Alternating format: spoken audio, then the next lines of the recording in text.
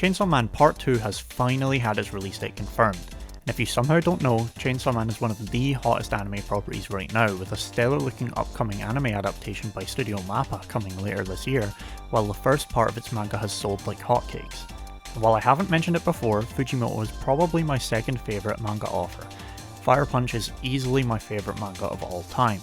So it might surprise you that I went this long without ever mentioning Chainsaw Man on the channel, and there's actually one scene that has prevented me from doing so, and it has made me want to wait for part 2 before talking about it whatsoever.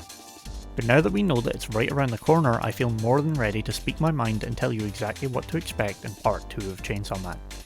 The scene I'm talking about is Denji and Makima at the theatre.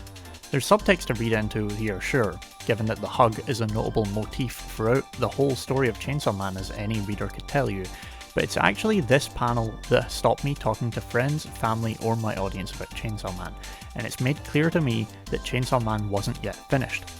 See, any fan of Fujimoto's work will almost definitely find this scene familiar, because here it is, and here it is, and here it is.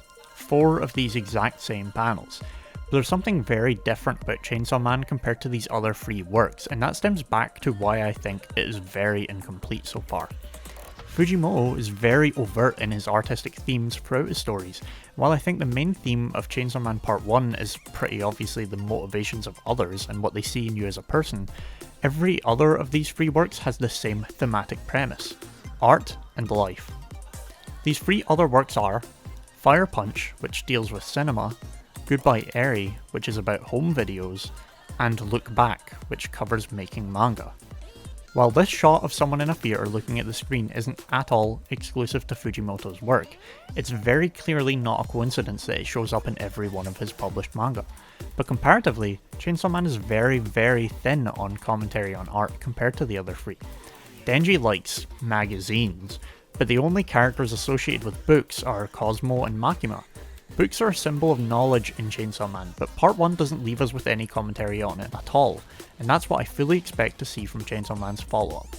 That might sound a little bit baseless, but let me sum up shortly the roles of media in the other 3 works to show you what I mean.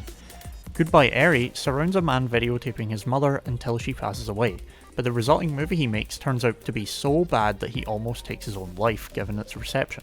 But then he's stopped by the titular Eri, who tells him to repeat this process, study more movies this time, and write a script and new movie all about her. Look Back is about a grade schooler who writes manga for her school paper, before a rival artist starts publishing manga in it with significantly higher quality art, but it only consists of backgrounds. Eventually, the 2 of them team up and they write an award-winning one-shot together, before they write the best-selling manga Shark Kick. And Fire Punch is all about an immortal man who is coated in ever-burning flame in a land ridden with snow. He winds up being shadowed by a woman who wants to film his adventures and turn him into the hero of a movie, making him his own super suit and scripting situations for him to get himself into. Fire Punch in particular I would absolutely dread spoiling for anyone. As I said, it's my favourite manga of all time, and it's as wacky and zany as it is deep and meaningful, much like Chainsaw Man. But almost all of its thematic density comes after the theatre scene.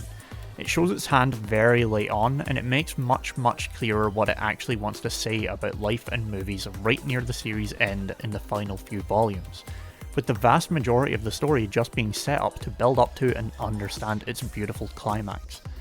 With Denji, the country bumpkin, now being off to high school and now raising a child, I think it's safe to say that we'll see books and learning as a core part of Chainsaw Man Part 2, and I'll learn a lot more about just how much of someone you can store on a page.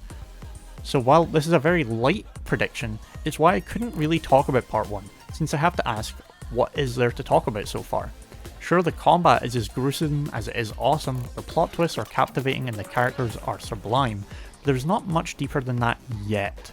In Part 2, I'm sure Fujimoto will finally show his hand and reveal just how much Chainsaw Man actually has to say.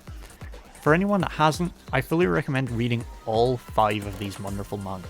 I'm sure you'll find them as enriching as they are enthralling, and I promise you won't regret spending time in their beautiful pages. That's going to be all for this video, but for anyone who got this far, please leave a like on the video and subscribe.